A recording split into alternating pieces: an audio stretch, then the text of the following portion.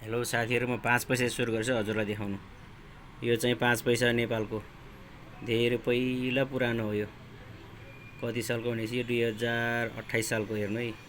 यो खालको पैसा तपाईहरुसँग छैन होला, यो धेरै पुरानो पैसा हो। मसँग चाहिँ राखिरहेको छु सबै कलेक्सन गरेर के, मलाई पैसा कलेक्सन गर्न मन लाग्छ है। र यो चाहिँ अहिले मसँग छ। र अर्को छ यहाँ, अर्को पनि यो जोडी खुट्टा भएको, यो चाहिँ यो 5 पैसा नै, यो पनि जोडी खुट्टा। यसमा खुट्टा दुईटा छ, यहाँ प्र्याक्कै दुईटा पहिला भएको खुट्टा है।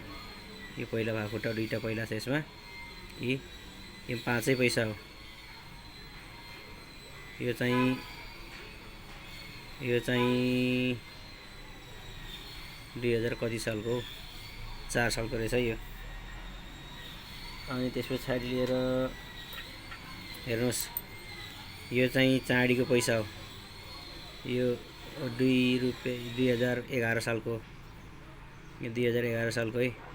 यो पुटली भएको भन्छ। यो चाहिँ अहिले यो पनि पैसा हराएछ कि लोप भइसक्यो पैसा। यो दुईटा चाहिँ मसँगै अहिलेसम्म राखिरहेको छु।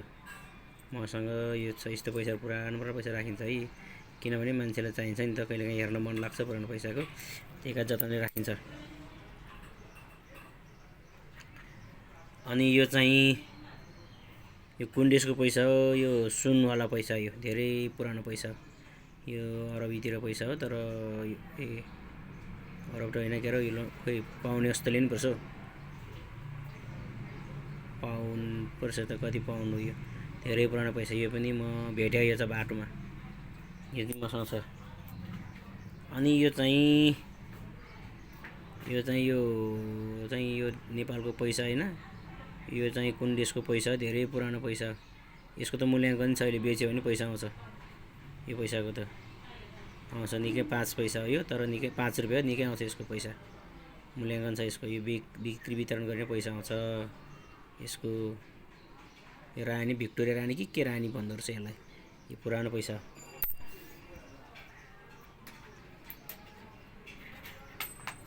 यस्ता आउरे बाउरे तामाको त कति छन्, यो जाँठो कामै छन्, 10 पैसा 5 पैसा र कति छ तामाको, के गर्नु यो भन्दा त। यसको रेट सेट केही छैन, 4 पैसा 2 पैसा 1 पैसाहरू यस्तो कति छ है। यस्तो मलाई काम छैन नै छ।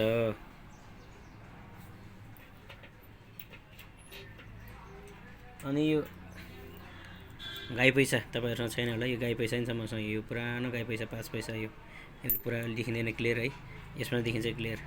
यो गाई हेर्नु है, पहिले गाई पैसा 5 पैसा, यो सिल्भरको 5 पैसा। यो तपाईहरुसँग छैन होला, यो त प्राय मान्छेसँग कमैसँग मात्रै छ यो पैसा अहिले खासै छैन।